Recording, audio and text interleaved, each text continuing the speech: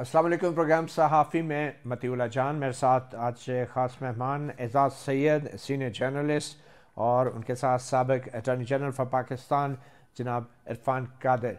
और प्रोग्राम के तीसरे सेगमेंट में हमें ज्वाइन करेंगे इरफान सिद्दीकी, मुस्लिम लीग नून के रहनुमा। आज एक और बार तारीख रकम हुई है, एक और बार तारीख दोहराई गई है।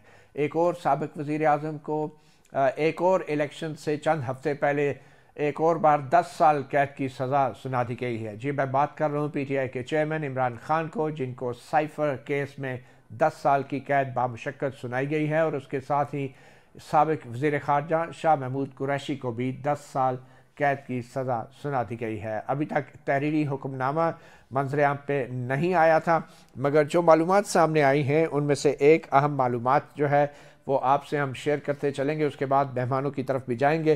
साइफर केस में जो साबिक़ वज़ीर-ए-आज़म इमरान खान का जो बयान 342 का रिकॉर्ड किया गया है ट्रायल कोर्ट में, उसके कुछ अहम मंदराजात सामने आए हैं, जिसके मुताबिक साइफर केस के हवाले से इमरान खान का ये बयान था कि साइफर की हिफाजत की ज़िम्मेदारी मुझ पर आयद नहीं होती। मेरे ADC में से किसी एक ने बाजवा की इमा पर साइफर चोरी किया। असल साइफर मेरे पास था ही नहीं, जो लहराया था वो साइफर की पैराफ्रेज्ड कॉपी थी, यानी पैराफ्रेज्ड कॉपी जिसमें इंफॉर्मेशन पूरी थी। और फिर उसके बाद उनका ये बयान था कि सिक्योरिटी की जिम्मेदारी मिलिट्री सेक्रेटरी, प्रिंसिपल सेक्रेटरी और सेक्रेटरी प्रोटोकॉल पर आयद होती है। जनरल बाजवा और अमरीकी सेक्रेटरी ऑफ स्टेट डोनाल्ड लू साजिश में शामिल थे। जनरल बाजवा, नवाज शरीफ और शहबाज शरीफ की मिली भगत से ये सब हुआ, क्योंकि उन्होंने जनरल बाजवा को मुद्दत मुलाजमत में तोसी का वादा किया था, यानी एक और तोसी का वादा किया था। तो ये वो मुख्तलिफ हाईलाइट्स थी 342 के उस बयान की, जिसके बाद बज़ाहिर बड़ी तेज़ी के साथ साइफर ट्रायल को ख़त्म किया गया और आज ये सज़ा भी सुना दी गई है। इस सज़ा के बाद हमने तहरीक इंसाफ के एक सीनियर वकील हैं जो साइफर केस को बाकायदगी से अटेंड करते रहे हैं और शाह महमूद कुरैशी के वकील थे एडवोकेट तैमूर मलिक, हमने उनसे रद्द-ए-अमल लिया। और पहले हम आपको एडवोकेट तैमूर मलिक का रद्द-ए-अमल सुनाते हैं और फिर उसके बाद मेहमानों की तरफ जाएंगे। मज़ाहिका खेज़ जो बात है वो ये है कि हम वकील हैं खान साहब के और शाह महमूद कुरैशी साहब के। इन्होंने एक तो पूरा हफ्ता, पिछले हफ्ता रोज़ हेयरिंग चलाई, उसके बाद ज़ाहिर है इनके ATC के और दूसरी अदालतों के भी केसेस हैं। कुछ घंटे लेट वकील पहुंचे तो जज साहब ने कह दिया कि जी वकील सफाई मौजूद नहीं है, तो मैं स्टेट की तरफ से काउंसिल अपॉइंट कर रहा हूँ। कितनी देर के अंदर स्टेट काउंसिल अपॉइंट हो गए? घंटे के अंदर उन्होंने कर दिए। और ये पहली बार आप लेट हुए थे या पहले भी गैर हाजिर रहे? देखें, गैर हाजिर आप कोई नहीं रहे, कोई अभी उस वक्त भी हमारे वकला मौजूद थे। सिर्फ वो ये कह रहे थे कि लीड काउंसिल हमारे जो हैं वो आ रहे हैं दूसरी अदालतों से या दूसरे शहर से आ रहे हैं। और ये सिर्फ एक दफ़ा हुआ था या 2-3 दफ़ा हुआ था? नहीं, ये तो उस दिन की बात कर रहा हूँ मैं, और हमारा तो रिकॉर्ड पे था कि हम यहाँ नहीं होंगे, और पता भी नहीं था कि इन्होंने रात को किसी वक्त एक स्टेट काउंसिल अपॉइंट कर दिए। अगले दिन हम ऐसे देखें, सुलेमान सफदर साहब, सिकंदर जुल्करनैन साहब हाई कोर्ट के जज रहे हैं, पाकिस्तान के बड़े मंझे हुए सारे क्रिमिनल वकील हैं। मैं भी कोई 20 साल की अब वकालत है, बाहर इंटरनेशनल फर्म्स का पार्टनर रहा हूँ। हमें भी टाइम लगा है इस मामले को, मुकदमे को समझने में। केस ऑफ फर्स्ट इम्प्रेशन है। उन्होंने कोई जूनियर स्टेट काउंसिल अपॉइंट किए हैं जिन्हें रात को शायद अपॉइंट किया गया है, और सुबह वो इतने तैयार थे कि उन्होंने सैटरडे को आके एक दिन के अंदर 9 प्रोसिक्यूशन विटनेसेस की क्रॉस एग्जामिनेशन भी मुकम्मल कर ली। उसके बाद कल हम सब सीनियर वकला भी वहाँ अडियाला जेल में। आप ये कह रहे हैं कि रियासत ने या अदालत ने इमरान खान के जो असल वकील थे उनको हटा के अपनी तरफ से किसी भी वकील को अपनी मर्जी का नामजद कर दिया, और बज़ाहिर जो अदालत के नामजद करदा वकील थे उन्होंने इमरान खान का दिफा किया बज़ाहिर।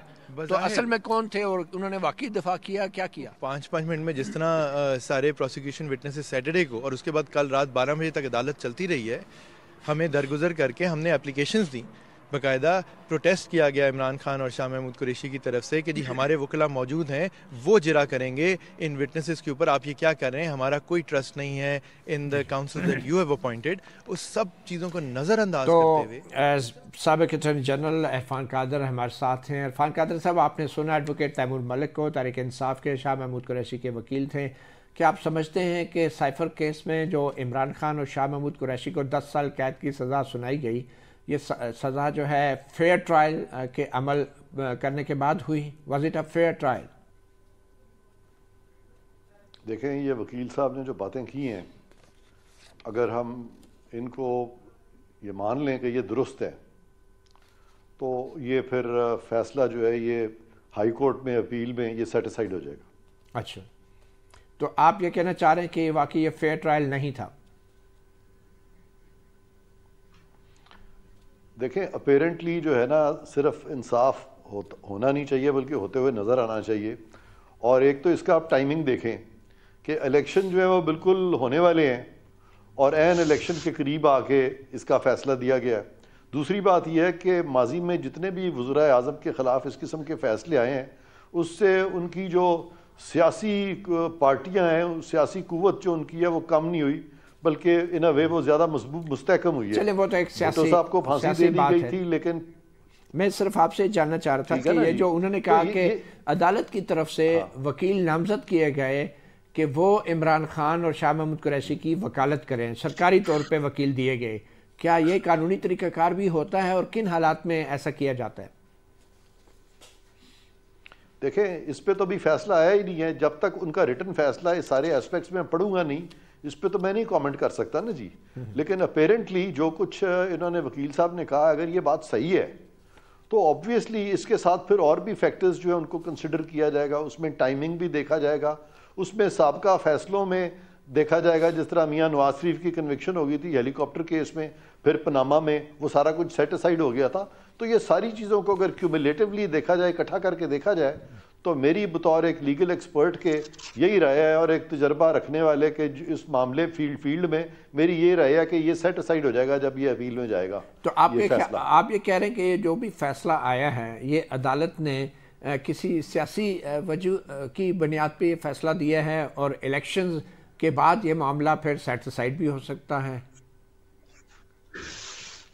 नहीं, मैंने ये नहीं कहा कि उन्होंने सियासी वजूहात की बिना पर फैसला दिया है, लेकिन मैं ये कह रहा हूँ कि ये सारे फैक्टर्स जो मैंने बताए आपको, इनको अगर सामने रखें तो इसमें मेरा तजर्बा ये कहता है कि ये सेटिसाइड होगा, क्योंकि इसमें कम से कम बज़ाहिर इंसाफ होता हुआ नज़र नहीं आ रहा। ठीक है।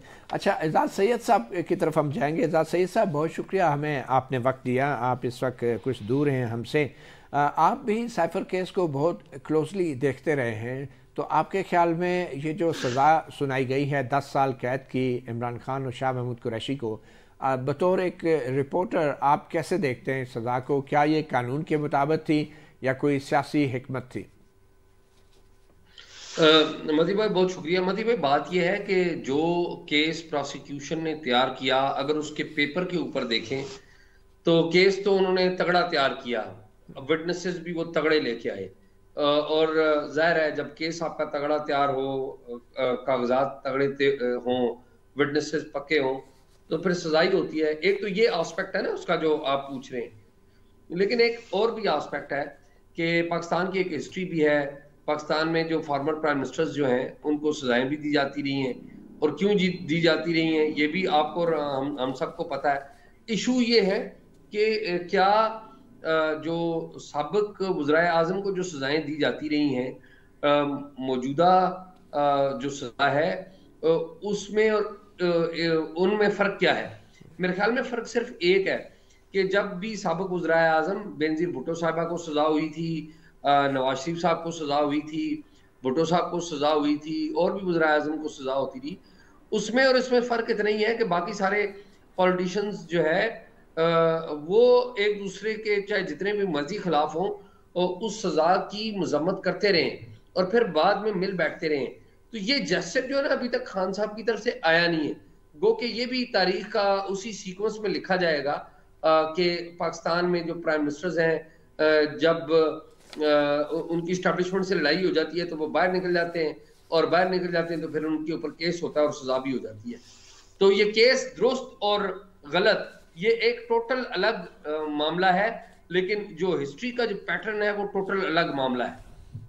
अच्छा एजाज सईद साहब, इमरान खान ने जो 342 का आज बयान दिया उसमें उन्होंने कहा कि उनके पास साइफर नहीं था, ऑब्वियसली वो ओरिजिनल डॉक्यूमेंट था, मगर उसकी पैराफ्रेज्ड कॉपी थी बकौल उनके। पैराफ्रेज्ड कॉपी से मुराद यह है कि जो साइफ़र की जो मालूमात थी वो उनके पास थी, और इल्ज़ाम भी उन पर यह है कि वो मालूमात लीक हुई हैं, क्योंकि साइफ़र लीक होने का तो वैसे भी कोई किसी को क्या फ़ायदा होगा, वो कोडेड वर्ड्स में होते हैं।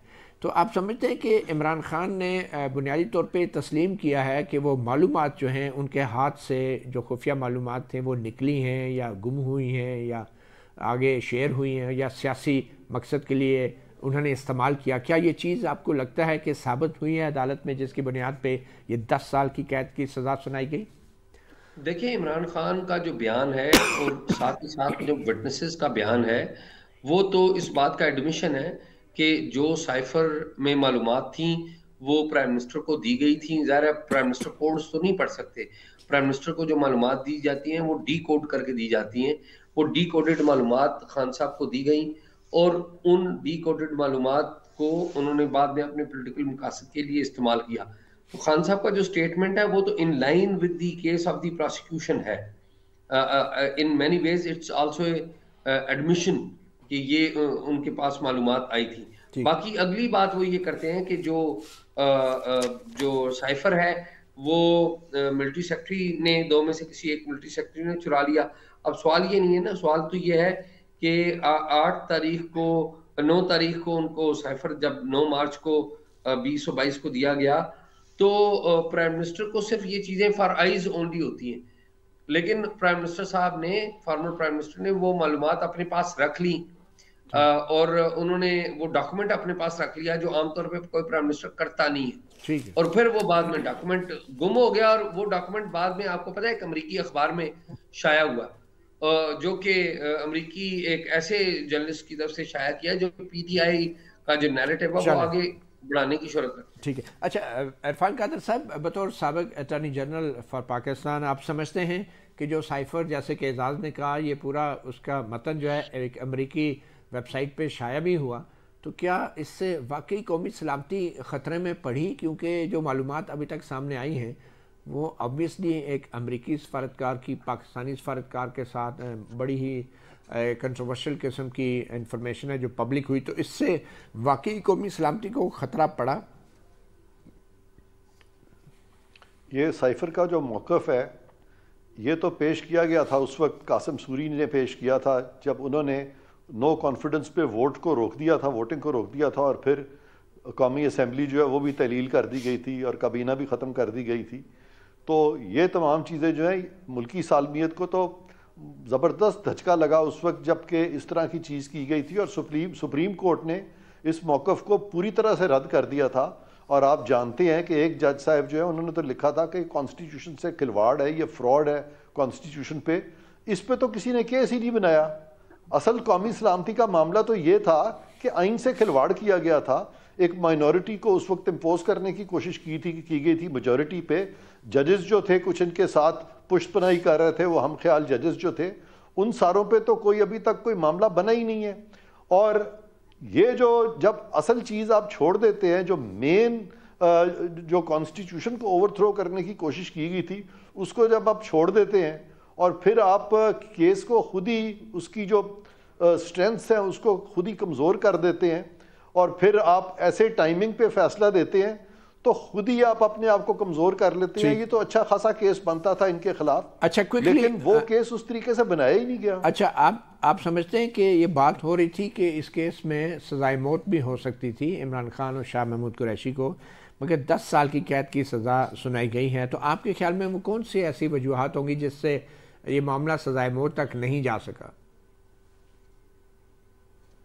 नहीं, ये मामले सज़ाए मौत तक जाने नहीं चाहिए, क्योंकि मैंने पहले भी कहा था जब जनरल मुशर्रफ के बारे में इस तरह की बात की थी, मैंने कहा था कि अगर आप इस तरह से जजेस को निकालने में वहाँ पे सज़ाए मौत देंगे और जहाँ पे कि कोई किसी का खून नहीं हुआ, कोई मारा नहीं गया, वहाँ पे आप सज़ाए मौत नहीं दे सकते। आपको ये डिस्टिंक्शन करनी होगी कि इस तरह का मामला अगर साबित हो भी जाए तो कहाँ पे आपने सज़ाए मौत देनी है और कहाँ पे आपने लेसर पनिशमेंट देनी है। आइन से गद्दारी, मौत तो किसी इस तरह के आइन से गद्दारी और मुल्क से गद्दारी की सज़ाए मौत नहीं हो सकती। नहीं, इस वास्ते कि उसमें 2 सूरतें हैं। आइन से जो गद्दारी है वो तो केस ही नहीं बनाया गया। चले जी। और आइन से जो हाई ट्रीजन एक्ट में जो सजा है वो दो किस्म की है, एक सजाए मौत है और एक उम्र कैद है। तो आपने ये डिफरेंशिएट तो करना है ना कि कहाँ आपने उम्र कैद देनी है और कहाँ आपने सजाए मौत देनी है। ये डिस्टिंक्शन तो की ही नहीं थी उस वक्त वो स्पेशल कोर्ट के दो जजेस ने। चल बहुत शुक्रिया इरफान काजी साहब, छोटी सी ब्रेक लेंगे लेकिन आप हमारे साथ ही हैं क्योंकि हमने अब बात करनी है कि एक वज़ीर आज़म को 10 साल कैद हुई है। अब एक इस हवाले से दूसरे जो साबिक वज़ीर आज़म नवाज शरीफ, उनका क्या रद्द अमल था, वो क्या सोच रहे हैं, क्योंकि उनको भी 10 साल कैद हुई थी इसी तरह 2018 के इलेक्शन से पहले। एक छोटी सी ब्रेक के बाद आपसे और एजाज सैयद से इस मामले पर राय लेंगे।